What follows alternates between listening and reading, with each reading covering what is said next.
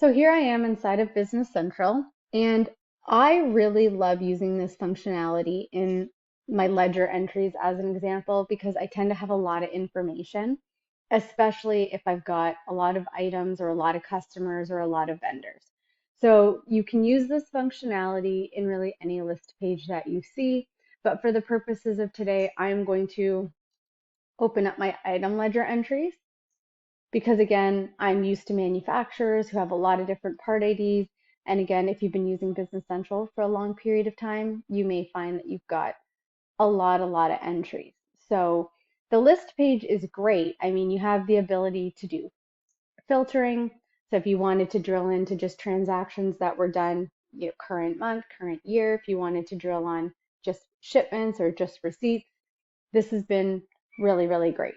You can export this to Excel and then you can add subtotals, you can do pivot charts, you can do more analysis on it. But with the analysis mode, which is found up here, you have that ability to be able to do a little bit deeper analysis and grouping directly within Business Central. So when I'm in the analysis mode, I still have the ability to leverage my filters. So if I wanted to say, look at data that was just relevant for the current year, I could do, 1 dot dot today.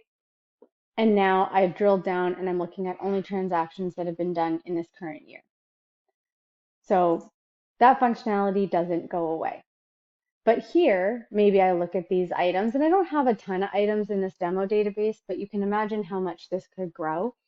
But let's say, as an example, I look at this and I think, well, I really also want to see my location code. So it was very easy for me to just add or remove columns. I did that in the opposite order, but remove or add columns very easily with just enabling or disabling this checkbox here. You can scroll down, you can look at dimensions. If you've got custom fields that have been added to the table, you'd be able to leverage those as well. And if I look at this, and especially let's envision I have a lot of data, maybe I want to group this by item.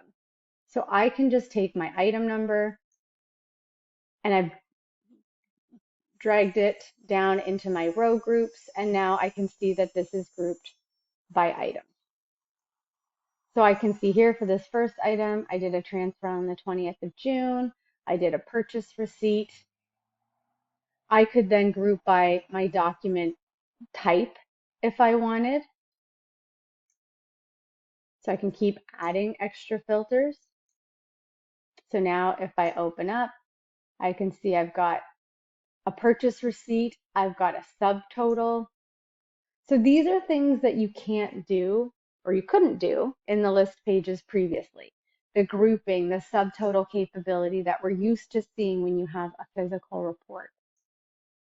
You can also take your data and enable the pivot mode, which allows you to, again, just kind of view things slightly differently.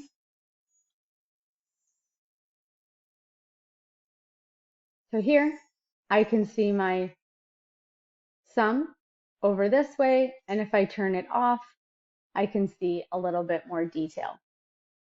And I can open that up. So you can show or hide information depending on, like I said, the questions that you have and the answers that you're trying to find. Down here under values, let's say cost information for whatever you're looking at isn't relevant. Maybe you don't even need sales amount for this view. The same way that I was able to add groups or show or hide columns, I can do the same thing here with values. And then later down the line, if I realize that I actually do need some information, I can go ahead and just drag it back and add the information back. So again, this functionality is in customers, vendors, items, ledger entries, all of the list pages. All you need to do is find the icon like this. And then here you also have the ability to rename this to something more meaningful for you. You can duplicate it. You can copy the link.